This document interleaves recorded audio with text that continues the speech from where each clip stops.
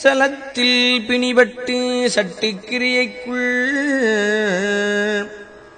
சலத்தில் பிணிபட்டு அசட்டுக்கிரியைக்குள் தவிக்கும் எந்தன் உலத்தில் பிரமத்தை தவிர்ப்பாய்.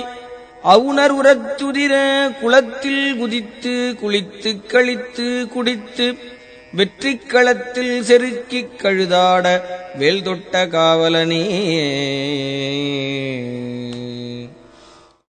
துன்பமாகிய கயிற்றினால் கட்டப்பட்டு மூடத்தனமான காரியங்களை செய்து மீண்டும் வினை பயனை தேடிக்கொண்டு பரிதவிக்கின்ற அடியேனுடைய மனதில் உள்ள மயக்கத்தை நீக்கி அருள்வீராக முருகா.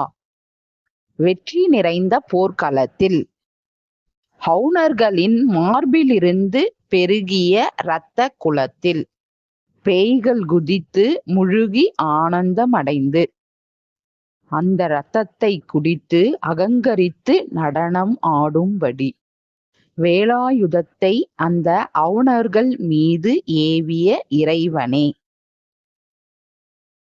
ஒளியில் விளைந்த உயர் ஞான பூதரத்து உச்சியின் மேல் அழியில் விளைந்ததோர் ஆனந்தத்தேனை அனாதியிலே வெளியில் விளைந்த வெறும்பாழை பெற்ற வெறுந்தனியே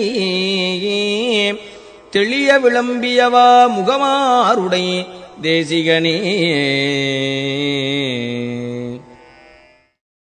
அருள் பெரும் ஜோதியில் உண்டாகிய உயர்ந்த ஞானமாகிய மலையின் உச்சியிலே தனி பெருங்கருணையால் உண்டாகிய ஒப்பற்ற சிவனந்த தேனை மிகவும் பழைய காலத்திலேயே கட்டு நீங்கிய வெட்ட வெளியிலே உண்டாகிய ஒன்றுமில்லாத ஒன்றை தன்னிடத்தில் பெற்றுள்ள தன்னந்தனிமையான நிலையை அடியேன் தெளிவடைந்து உய்யுமாறு உபதேசித்து அருளிய 6 முகங்களை உடைய திருமுருகப் பெருமானே.